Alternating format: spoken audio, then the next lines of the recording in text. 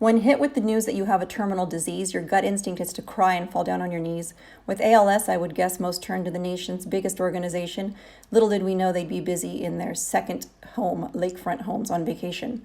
We thought they were advocating for us, and we thought hope would come soon. We'd hoped that we'd have NurOwn or AMX35 by May or by June. We fought through each day, fatigued more and more we grew weak. We looked to the FDA for drugs in our dying bodies for the hope that we seek. It was FDA Commissioner Woodcock who exclaimed, "If it works, we'll approve it," in the 2019 ALS meeting. She saw Matt Bellina stand up from his wheelchair post-NurOwn. What more proof could anyone possibly be needing?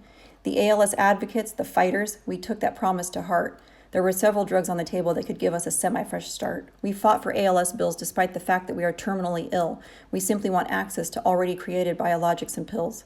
No doubt the FDA would do what it could to speed up approval for ALS, but they moved slow, and we started to wonder why the ALS Association was not pushing for yes. We saw Operation Warp Speed come up with 3 types of vaccinations. COVID is contagious, so shit got handled real fast for the people of our great nation. And we get that the fact that the pandemic needed to be taken care of fast, but that only proved to us that FDA has more than one single path. When it came down to it, there was a way to extend the path of the FDA ladder. The process spoke volumes in the fact that ALS lives simply don't matter. How is it okay that we are terminally ill with the worst of prognoses of all, spending our days and our nights fighting just to live, waiting on an FDA's call? There is hope. There are drugs. There are treatments that save lives, stopping the deaths of moms, dads, kids, husbands, and wives.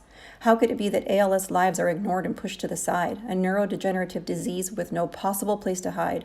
A disease that takes you down in the most torturous of ways. A disease that stills the joy and sun from every one of our days.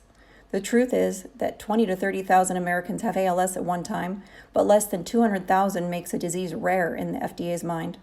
Rare basically means bye, please go die quietly, we don't have time to help this group out, as they ignore every viable ALS drug or treatment and fill their heads full of doubt. But how can ALS be called rare if thousands of people are diagnosed every year? Well, in about 10 months, my cane went to 2 canes and now a walker, so that should make the gross answer abundantly clear. We die fast and we die fighting for a life that should truly be ours. We shine bright, but then sadly we fade fast, flaming out, shooting stars. But we aren't dead yet, and we are still here, and we are not giving up this easy, despite FDA breaking their promises and a national organization that feels sleazy. We were begging and pleading with FDA to do the right thing, approve access to NurOwn, save us from the hell that ALS will certainly bring. Instead, they put their foot on our heads as we drowned in the water. They killed thousands of moms, dads, husbands, wives, sons, and daughters. For one fleeting second, they seemed to hold our hand with a grip, but it was only to firmly press the red tape hard on our lips. With distorted figures and without using actual people to find the why, we with ALS were cast out like trash, left here to die. And so we stand before you and ask that you hear our voices and our cries. We need congressional hearings with the FDA before any more of us die. All that we ask for is some hope and human compassion. We ask for drugs in our bodies now so that we can live in a comfortable fashion. This atrocity needs to be fixed, so we ask for these meetings now to help every and all ALS patients. Then we are told that there will be a closed meeting between FDA and the ALS Association. The National ALS Association is supposed to advocate for what we need to survive. If you represent us with ALS, there should be nothing to hide. The law states that there cannot be a meeting that is for us and about us without proper representation, and certainly not done without us. A meeting between 2 powerhouses with doors that are shut sounds just a little bit like it involves something corrupt. Otherwise, why not say, come one, come all? The door is open wide, and welcome those we want involved to join them inside. The bottom line is simple. ALS can be a treatable disease with no question on how.